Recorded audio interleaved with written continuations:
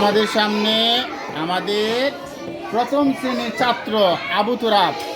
আবু তুরাব একটি গজল উপস্থাপনা করবে। গজলের নাম কি জানি আবু তুরাব?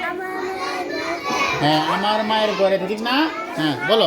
আমার মায়ের ঘরে একটি সিতারে দোজাহানের বর্ষা নবী কামলিওয়ালা।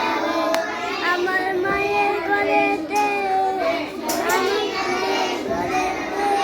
একটি সিতারে দোজাহানের বর্ষা নবী কামলিওয়ালা রে। তোমরা ধরো ও আমার রে।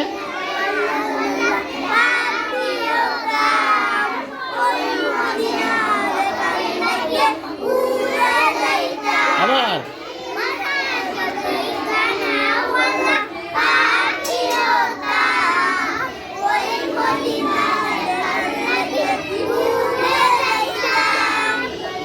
করে করে বলো,